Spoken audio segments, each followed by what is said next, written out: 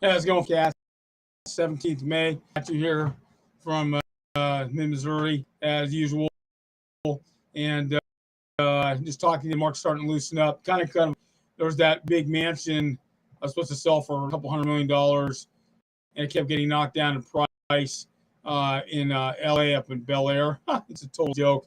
Anyways, so I went to auction, and the minimum bid for the seller was supposed to be 50 million, and I think the highest bid they got was like 45 million or something like that. And the seller had a conniption fit, basically on Twitter and all the social media and news. I just laughed. They didn't think it was worth that, so no one paid for it because generally a billionaire can afford to buy it in cash. This is what they're going to do, or finance quite a bit of it, or so. He lost his shorts in that one. In the same token, the house is sold in the Hamptons for 48 million, didn't even hit the market, and it's essentially sold off market before it even Hamptons right now. It's pretty sold for 60, 70 million last week. So I mean, Hamptons kind of goes and flows like every other risk place, but the market's starting to loosen up now with the inflationary stuff going up and the rates going up. I mean, to me, the rates are still low. Anything under 7% is pretty low. And there's a lot of you people out there that have done it, didn't have the rates in the 70s, 80s, and 90s. But things are starting to lose, are building. They're more conservative, only they don't want to lose their shorts like they did in 2008. But the building is still rapid in a lot of areas, except for the east and west coast, which is still pretty bad because it has to do with the regulatory stuff from 22, 23, 20 that are screwing over the market. And all the state governments for this because of some BS federal guidelines from back then that are screwing everything up for now. And the states, regardless of your political affiliation, still screwed everybody because every country did it, except for maybe Alaska, which they don't really care because they got more land than a lot of states were doing this, especially in a lot of the city areas and the suburb area. Got screwed over. But I want the rates to go up. They need to start raising it a half here, half point there. And every time the open market committee does that, it's going to help. I mean, the stagflation thing can be a serious issue. I remember in the 70s when I was a kid, we had 22%. People are still buying in the mortgages they didn't have then that they have now, but the same a lot of that stuff may be going the wayside. For some stuff, commercial, it'll tighten up a little bit. Thing is about commercial, you have 20, 25, 30% down to work it. Now you can still do seller carrybacks with that. But as the market loosens up, if you're a first-time buyer, it's a good thing. So there'll be opportunities. But I keep telling people to wait. Don't do anything. I get emails from people that I tell people just to wait. You might want to wait another 6 to 8 months. Let the rates go up more. Say, well, yeah, you want to buy because you want to get the lowest rate. Great. Well, fine. If you need to buy an ARM, which I wouldn't do, I do a 15-year, unless you're getting a zero down loan or some kind of non-conforming, or they have an ARM anyways. If you want to consider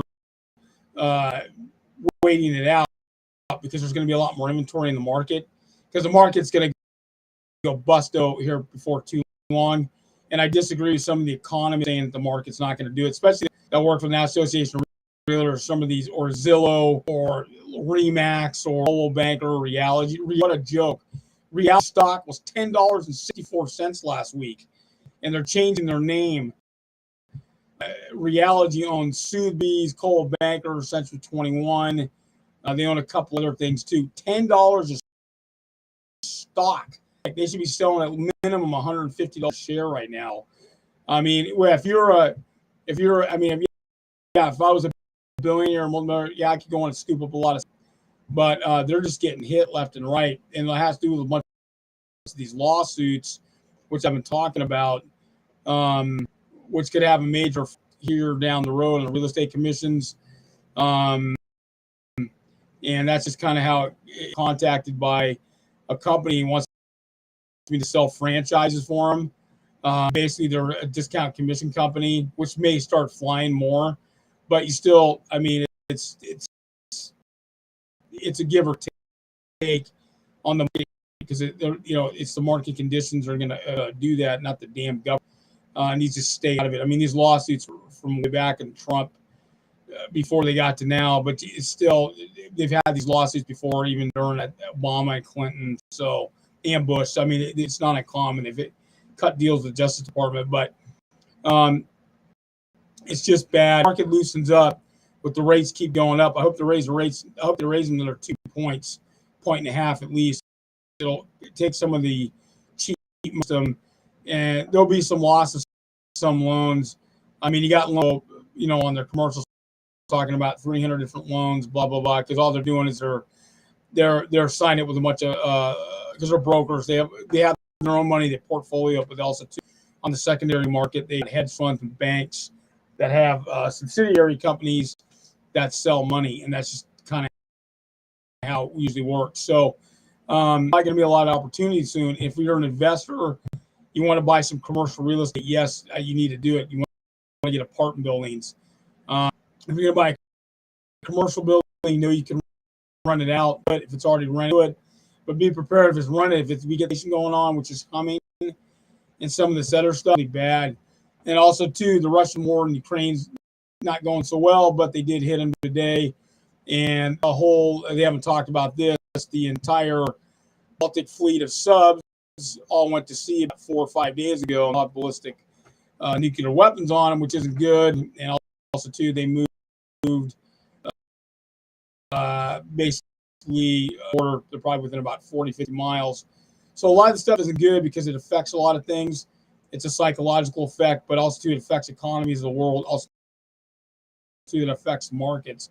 The market's been going up and down. I mean, today it was pretty good. It's bad. It was over 300, 346 last time I looked. Going up and down.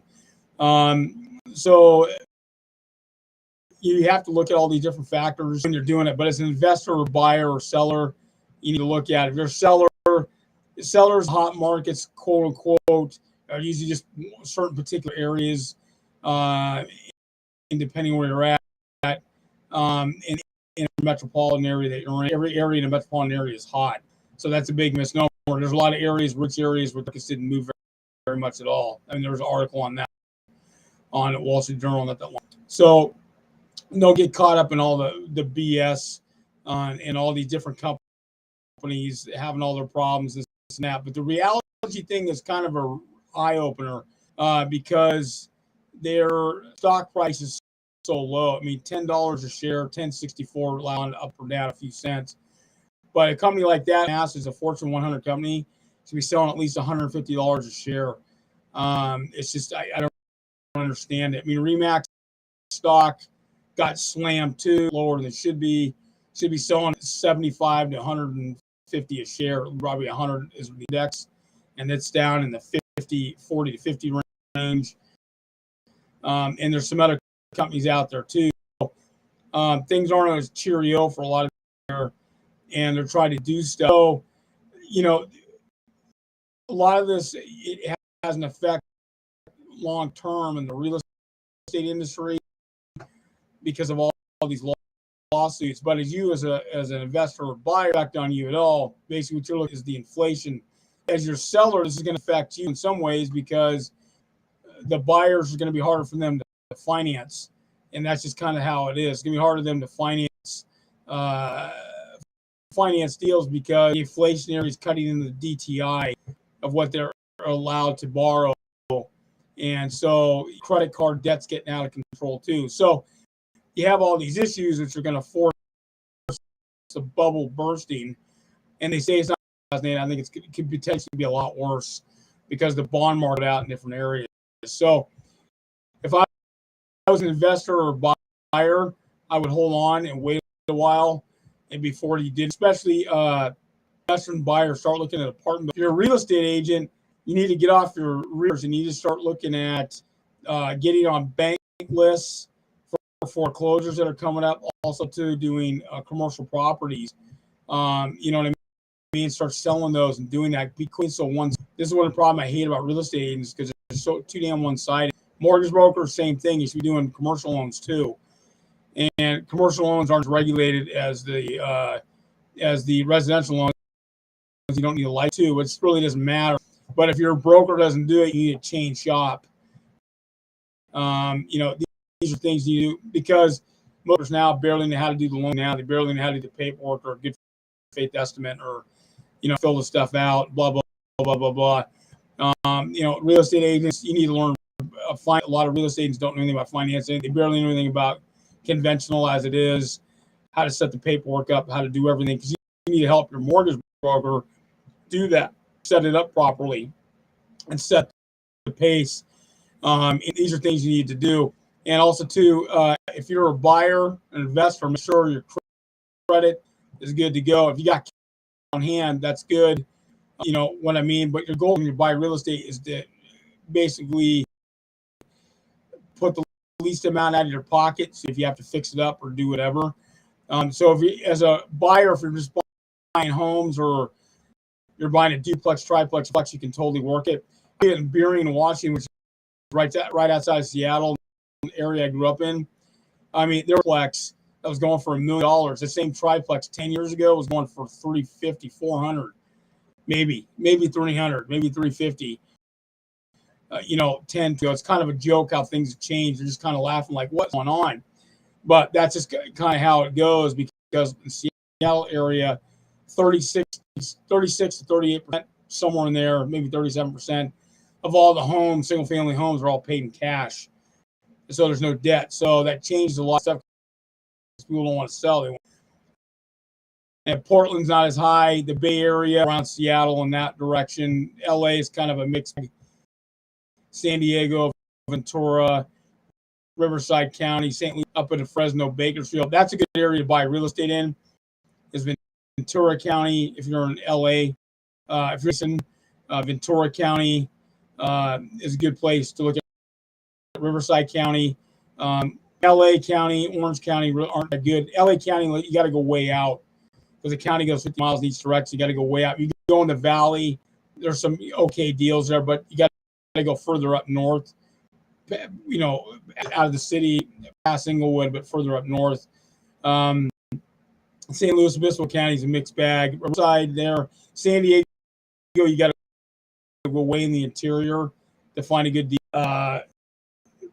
But even then, it's a question into the mid area, Bakersfield, Fresno, that area is real estate that you can buy there.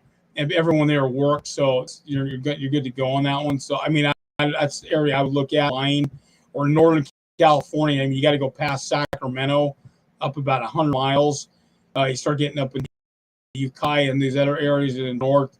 The job thing's starting to move up there. People are moving more stuff, especially with remote access to the internet. So, these are areas you start looking at the West Coast. The Northeast is a different deal.